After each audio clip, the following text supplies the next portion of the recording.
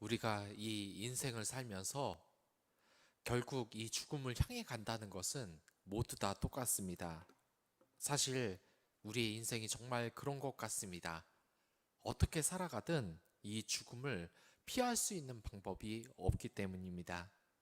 그렇기 때문에 우리가 이 죽음이라는 것, 이 죽음에 대해서는 모두가 공평하게 온다는 것이 맞는 말 같습니다. 아무리 화려하고 돈을 많이 버는 사람도 그렇지 않은 사람들도 이렇게 죽음은 결코 피할 수가 없는 것입니다. 그래서 이 욥이 이야기를 하는 겁니다.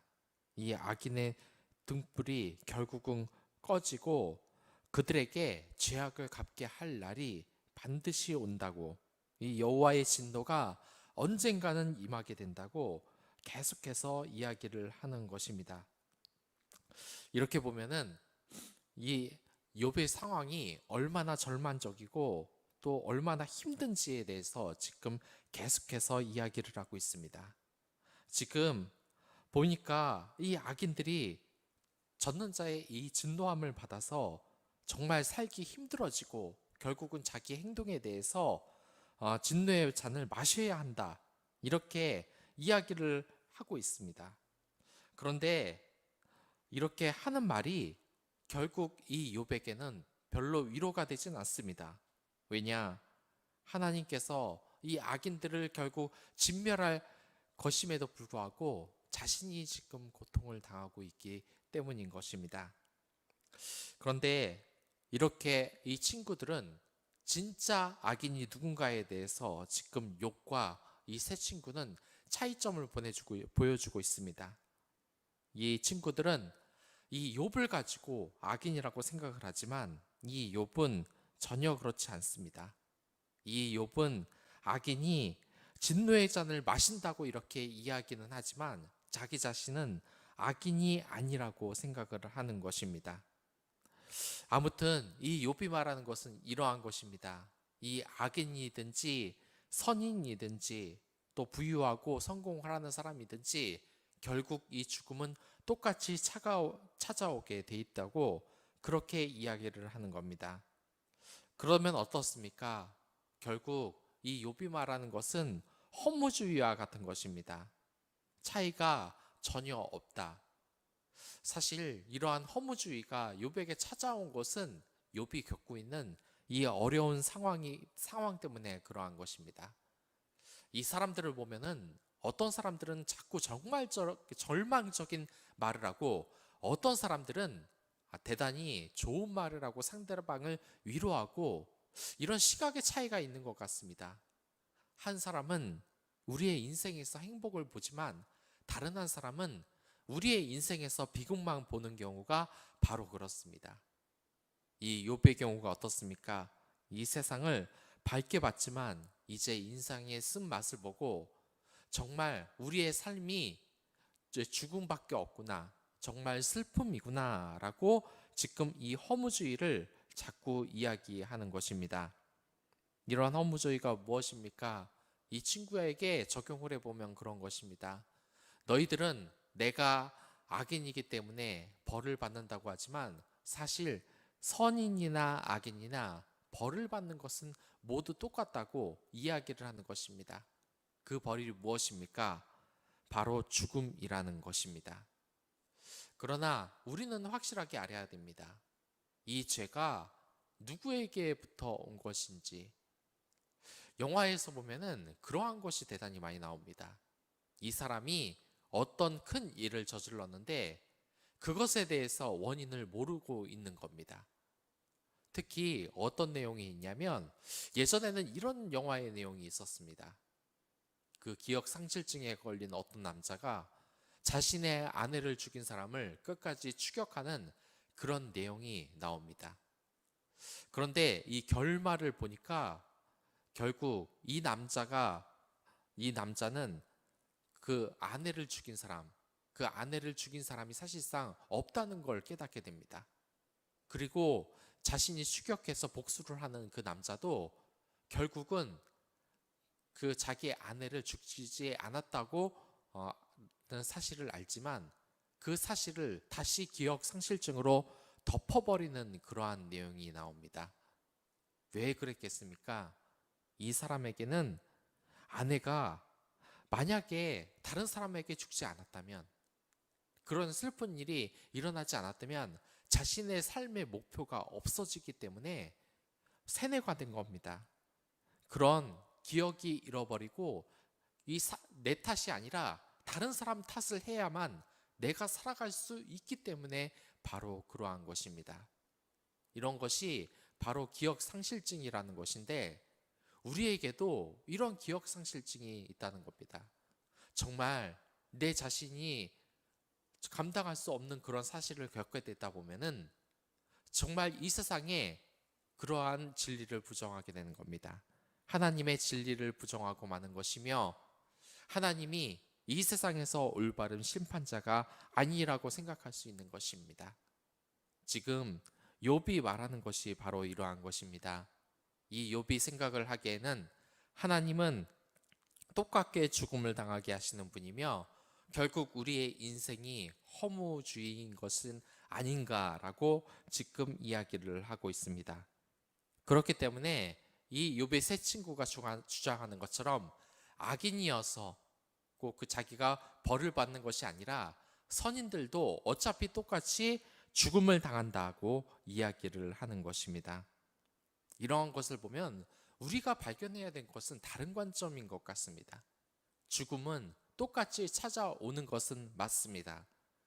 악인이나 성인이나 죽음은 똑같이 찾아옵니다. 하지만 동시에 우리는 알아야 할 것이 있습니다. 이 세상에서 영원한 죽음을 얻는 사람은 단 한 명도 없다는 겁니다. 이게 참 무서운 말이긴 한데, 우리에게 왜 영원한 죽음이 없겠습니까? 이것은 아주 기초적인 사실인데, 우리가 죽으면 우리의 영혼은 살아나게 됩니다. 그리고 그 영혼이 하나님께 구원을 받는지 구원을 못 받는지는 그 사람이 하나님을 믿었는지 예수님을 믿고 받아들였는지에 따라서 달라지게 됩니다. 물론 이것에 대해서 장로교와 감리교가 주장하는 것이 다르기는 합니다. 장로교는 이 세상에 구원받을 사람이 정해져 있다, 이러한 주장이고, 감리교는 이 세상의 이 구원은 그 사람 각각이 예수님을 영접하느냐 마느냐에 따라 달려있다, 이러한 말도 합니다. 결론적으로 말해서 둘 다 맞는 말입니다. 이런 이야기를 하면 목사님은 참 편한 말을 한다고, 무슨 말도 안 되는 소리냐고 말을 할 수는 있습니다. 하지만 정말로 그렇습니다. 이 세상에서 하나님께서는 우리를 선택도 하셨고, 또한 우리가 하나님의 믿음을 선택할 수도 있는 겁니다. 왜 그러냐? 이것은 바라보는 관점의 차이입니다. 어떤 사람은 이렇게 말하면 안 좋은 점만 끄집어내서 말을 합니다. 장로교에서 하나님이 믿는 사람을 선택했다고? 그럼 우리가 지금 이렇게 열심히 성경 보고 찬양하고 기도하고 이게 무슨 소용이냐? 어차피 난 구원받을 텐데. 또한 왜 전도를 해야 되냐? 그래서 어떤 목사님께서는 이 장로교는 약간 노력하는 것이 부족하다, 기도 그리고 이렇게 선행을 하는 것이 부족하다고 말을 한 적이 있습니다. 왜냐? 이 장로교의 교리에 따르면 어차피 구원은 정해져 있기 때문에 그렇게 열심히 할 필요가 없다는 것입니다. 하지만 이것은 안 좋은 면을 봤기 때문에 그런 겁니다. 우리가 정말 착각하는 것이 있는데, 하나님이 단편적이라고 생각을 하는 것입니다. 하나님은 결코 단편적인 분이 아니시라는 겁니다. 이렇게 인생을 단편적으로 안 좋은 면으로 보는 사람들은 감리교의 진실도 어떻게 보느냐? 이 감리교를 보면 인간들이 다 선택을 할 수 있는데 하나님은 얼마나 힘이 없으신 분이냐? 인간 자체가 구원을 받을까 말까? 이 세상에 하나님은 주도권도 없고 이 세상을 바꿀 힘도 없다, 이렇게 말을 하는 사람들도 있습니다. 하지만 우리가 생각해야 되는 것은 그러한 인생의 단편적인 부분이 아닌 것입니다.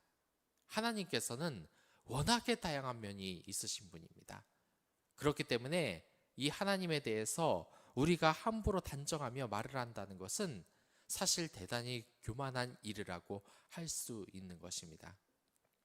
저는 이 신학을 공부한 지 한 7년 정도가 된 것 같습니다. 이 성경을 그런데 아무리 봐도 새로운 뜻은 계속해서 나옵니다. 똑같은 본문을 봐도 새로운 뜻이 계속 나오며 마태복음 1장을 설교하라고 해도 이 설교를 가지고 1년 내내 할 수 있습니다. 왜냐? 재탕, 삼탕 똑같은 말을 한다는 것이 아니라 하다 보면은 계속해서 뜻이 나오기 때문입니다. 이게 왜 자꾸 새로운 뜻이 나오겠습니까? 하나님의 뜻이 얼마나 오묘하고 깊은지 우리가 헤아릴 수 없기 때문에 하나님께 기도하고 또한 이 성령의 능력을 받아서 이 성경을 보다 보면은 계속해서 새로운 뜻이 나타나는 것입니다. 제가 말하지 않았습니까? 어떤 목사님은 한 같은 교회에서 5년간 설교를 하니까 이제 설교할 거리가 없다고 스트레스를 받았다고 한 적이 있습니다. 그러나 이러한 말은 대단히 잘못된 생각입니다. 이 세상에서 5년간 설교를 해서 설교할 것이 없다 그러면 그 유튜브에서 나오는 수많은 목사님들은 벌써 설교를 그만뒀어야 했습니다. 왜냐? 설교를 10년, 20년 했는데 더 이상 할 말이 나오지 않아야 정상인 것입니다. 그러나 할 말이 왜 자꾸 나옵니까? 하나님의 뜻이 우리에게 전해주는 것이 엄청나게 많기 때문입니다. 그렇기 때문에 이 성경을 보더라도 똑같은 설교가 계속해서 바뀌는 경우가 있습니다. 특히 목회자의 예를 한번 들어보자면 저는 그렇습니다. 그 예전 교회에서 사용한 이 설교를 다음 교회에서 다시 쓰려고 이렇게 보다 보면은 다시 쓰는 목회자가 있을 줄 압니까? 물론 몇 명 있을 수도 있습니다. 하지만 그건 게으른 목회자의 경우이고 다시 설교물을 본다. 그럼 100% 수정을 합니다. 왜냐? 그 당시 설교를 작성했던 그 감동과 지금 이 설교를 준비하는 이 감동이 다르기 때문입니다. 하나님의 뜻에 새롭게 깨닫는 사실이 있기 때문입니다. 하나님이 따로 말씀을 또 주실 때가 있기 때문입니다. 같은 설교를 하더라도 계속해서 내용이 바뀌는 것이 그 이유인 것입니다. 그렇기 때문에 여러분들은 우리의 인생에 대해서 결코 교만해서는 안 되는 것입니다. 이 욥의 세 친구와 그리고 욥이 말하는 정말 큰 잘못이 무엇입니까? 그것은 하나님에 대해서 단편적으로 자신들이 모두 다 알고 있다고 생각을 하는 것입니다. 그렇기 때문에 욥이 27절에서 34절까지 얘기하는 것처럼 이렇게 상대방이 자신의 지식 안에서 함부로 말하는 것이 폭력이 될 수 있다고 이야기를 하는 것입니다. 그러니까 너희들은 자꾸 자신들의 말이 옳다고 하지만 그저 나를 괴롭히고 있는 사실밖에 없다고 지금 이야기를 하는 것입니다. 그래서 어떻습니까? 이 욥의 세 친구는 욥의 면전에서 이 악인들은 반드시 벌을 받는다고 이야기를 하는 것입니다. 하지만 욥은 이 세상이 그렇게 단편적인 것이 아니라고 말을 합니다. 왜냐하면 선한 사람도 이 진노의 날을 향해 끌려간다. 그것이 자기라고 이야기를 하는 것입니다. 그래서 우리가 이 인생을 바라볼 때도 단편적으로 바라봐서는 안 되는 겁니다. 특히 우리 사회에서 이 범죄 사건이 얼마나 끊임없이 일어납니까? 사람들은 말합니다. 저 사람들 쳐 죽여도 시원치 않다고. 그리고 만약에 그런 범죄를 저지른 사람이 교회에 찾아오면 우리는 어떻게 대응해야 되겠는가? 물론 보통 사람이면 쫓아내야 된다고 생각할지 모르겠지만 우리가 그래서는 안 되는 것입니다. 생각을 한번 해보시기 바랍니다. 이 다윗은 어땠습니까? 그 높은 자리에 있으면서 여자를 간음하는 큰 죄를 저질렀습니다. 더욱이 그의 남편을 죽이는 더 큰 죄를 저질렀습니다. 하지만 하나님께서는 그를 용서하셨습니다. 그가 잘못을 안 했다는 것이 아니라 우리가 그 사람의 면면을 다 파악할 수는 없다는 것입니다. 베드로를 한번 보십시오. 예수님 앞에서 겁을 먹고 도망을 갔습니다. 하지만 그는 나중에 예수님의 수제자가 됩니다. 또한 이 바울을 보십시오. 그는 자기만 잘난 줄 아는 유대 바리새인이었습니다. 하지만 이 예수님을 만나고서 완전히 다른 삶을 살게 됩니다. 우리가 인생을 단편적으로 살다 보면은 사람에 대해서 함부로 평가하고 하나님을 넘어서서 이 세상이 어떻다 저렇다 판단하는 사람이 되어버린다는 겁니다. 우리는 이 인생을 다 사실 수 없습니다. 그렇기 때문에 여러분들께서는 이 성경을 읽어야 하는 것입니다. 우리가 책을 읽는 이유가 대체 무엇입니까? 저는 이 세상에서 가장 어리석은 사람이 이러한 부류의 사람이라고 생각합니다. 뭐냐면 자신의 인생에 고민이 있으면은 책을 보지 않고 옆 사람에게 자꾸 상담을 하는 사람들입니다. 이런 사람들을 보면은 무슨 말을 하는지 아십니까? 내가 정말 무언가를 열심히 하고 싶은데, 저런 것을 하고 싶은데 하면 어떨까? 라고 만나면 옆에 사람한테 물어보면 100% 옆에 있는 사람은 그런 거 하면 안 된다. 지금처럼 사는 게 좋다. 그런 이야기를 합니다. 여러분들 이 옥토버 스카이라는 이 영화를 보셨습니까? 이 영화를 보면 어떤 꿈을 가진 남자아이가 나옵니다. 이 아이가 가진 꿈은 무엇이냐면 하늘에 로켓을 날리는 것입니다. 하지만 이 마을은 탄광 마을입니다. 이제 산업화가 점점 진행되고 그 기술이 고도화되면서 이 석탄 마을은 점점 가난해집니다. 그럼에도 불구하고 이 아버지는 자신의 아들이 자신처럼 가업을 이어받아서 광부가 되길 원합니다. 하지만 이 아들은 끝까지 이 하늘에 로켓을 날리기를 원합니다. 이 소년은 정말 이 어려운 역경 속에서 그 부모님의 반대에도 불구하고 결국 로켓을 날리는 데 성공하고 나사에 취직하여 과학자가 됩니다. 이 소년이 꿈을 이룰 수 있었던 이유가 무엇입니까? 그것은 주위 사람들에게 조언을 구하지 않았기 때문입니다. 과학자를 보면서 그 사람처럼 되고 싶다고 생각을 하고 조언을 받았기 때문입니다. 우리의 인생도 바로 그러한 것입니다.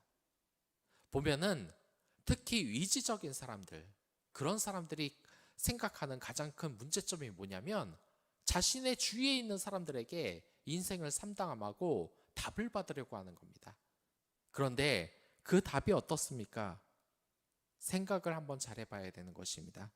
우리가 상담을 받는 그 사람들이 대체 어떤 종류의 사람입니까?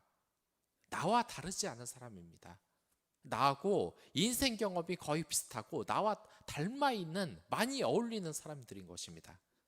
그런 사람들에게 조언을 얻어봤자 듣는 말은 똑같습니다. 자신과 똑같이 높이 생각을 못하고 결국 전문가도 아니며 그런 사람들이 인생을 다 아는 것처럼 얘기를 하는 것입니다. 그러한 충고를 받는 것은 어느 정도 한계가 있습니다. 그저 위로를 받으려면 받는 것이지 결코 생산적이고 정말 좋은 충고를 해주지는 못한다는 겁니다. 우리가 인생에서 정말 다른 도전, 그리고 정말 귀중한 조언을 얻으려면 어떻게 해야 되느냐? 몇 년 전에 그러한 뉴스가 나온 적이 있습니다. 이 증권가의 전설인 워렌 버핏과 점심 식사를 한번 하려면 정말 수천만 원을 들여서 해야 된다는 것. 결국 수천만 원을 들여 어떤 사람이 워렌 버핏과 이 식사를 같이 하는데 당첨이 됐습니다. 사람들은 이야기할 줄 모릅니다. 아니, 밥 먹는 거 다 똑같은데 무슨 수천만 원을 주고 저 사람과 밥을 먹냐? 그러나 그런 것이 아닙니다. 왜 수천만 원을 주고 이 워렌 버핏과 밥을 먹으려고 하겠습니까?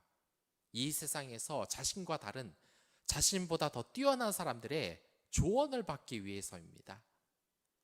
그렇기 때문에 우리 주위에 있는 사람은 나와 비슷하기 때문에 똑같이 이 자리에 안주하고 꿈이 없이 살아가기 때문에 워렌 버핏의 그 조언이 수천만 원의 가치가 있어서 그의 말을 들으려고 하는 것입니다. 책을 읽는 것도 마찬가지입니다. 내 주변의 사람들은 어떤 그러한 성공의 경험을 해보지 못한 사람이 대부분입니다. 하지만 책을 쓴 사람들은 다릅니다. 그 사람 책을 썼다는 것은 어느 정도 한 분야에서 성공한 사람들이 많다는 소리입니다. 그런 사람들의 귀중한 경험을 돈 들여서 사서 읽어야 되는 겁니다. 그런데 우리는 참 다행이지 않습니까? 우리가 인생 최고의 경험담이 들어있는 이 성경을 읽을 수 있기 때문입니다. 워렌 버핏처럼 수천만 원을 들이지 않아도 하나님의 이 진리를 우리가 볼 수 있기 때문입니다. 우리가 성경을 읽고 하나님의 조언을 구하며 기도해야 되는 이유가 바로 여기에 있는 것입니다. 오늘 하루를 살아가면서 하나님의 지혜를 구하시길 바라겠습니다.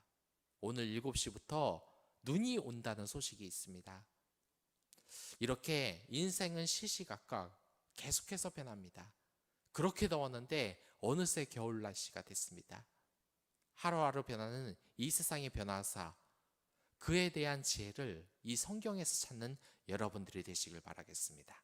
그럼 다 같이 기도하도록 하겠습니다.